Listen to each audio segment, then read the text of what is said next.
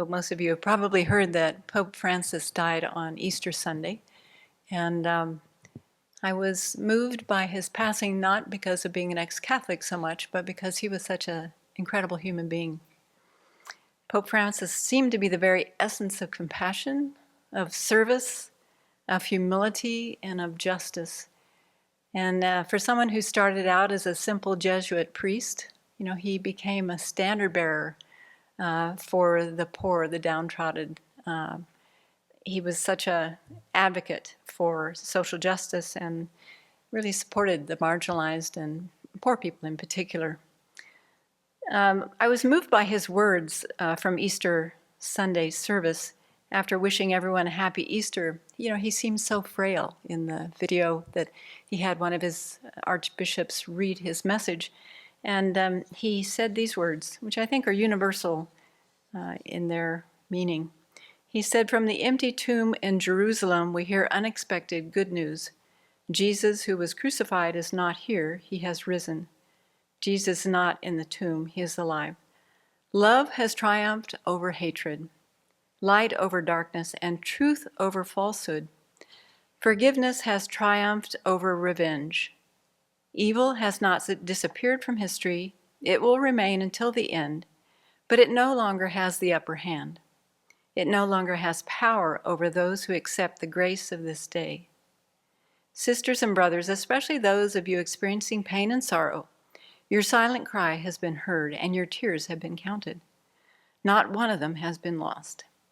And he concluded with these words, "Hope is not an evasion, but a challenge.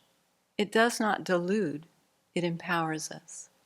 So hope empowers us. I admired this pope because he was a progressive, no-frills kind of pope. He was determined to make the Catholic Church more open and progressive and inclusive. And he was defined by his humility. Like his namesake, St. Francis of Assisi, he emphasized simplicity and service from the very start. I think people of all faiths were drawn to him because of his warmth and his accessibility. And he wasn't afraid to say, "I made a mistake." He wasn't afraid to say, "I don't know." And he led by example. He would often travel by a public bus rather than the papal limousine. That says a lot. He won my heart when I read that he would often sneak out of the Vatican at night and go minister to the homeless people in the streets of Rome. And I admired his humility. I read about an interview that he had shortly after he was elected the head of the Catholic Church. It was by a fellow Jesuit monk, and this monk decided to depart from the pre-approved list of questions that he was supposed to ask. And he looked at the Pope and said, used his birth name, he said, "Jorge Mario Bergoglio, who are you?" Who is this man? And Pope Francis paused, and then he said, "I am a sinner." This is the most accurate definition. It's not a figure of speech. It's not a literary genre. I am a sinner. An incredible sign of humility for someone who's supposed to be infallible. So we can see a lot of similarities with the teachings, the Buddhist teachings. And he was also the first digital pope. He called the internet a gift from God, and he preached the Gospels from using the social media. He was the first pope to use Facebook Live and posted a papal letter to bishops through his Twitter account.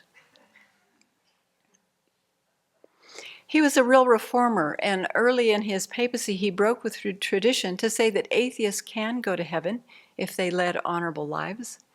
And he also made news when he said, "If someone is gay and searches for the Lord and has a good heart, who am I to judge?"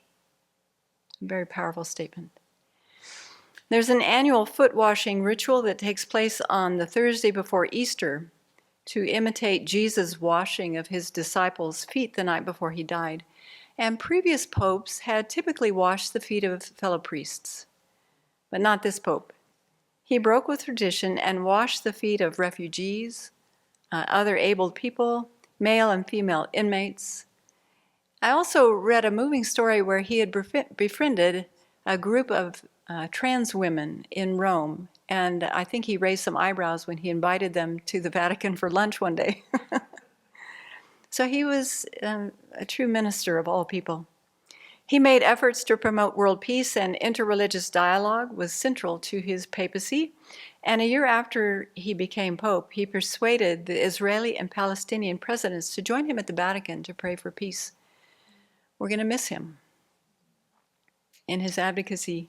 He was not afraid to challenge powerful people and institutions. He was critical and often in blistering terms of both presidencies of Donald Trump, explicitly calling his migration policies a disgrace and not Christian.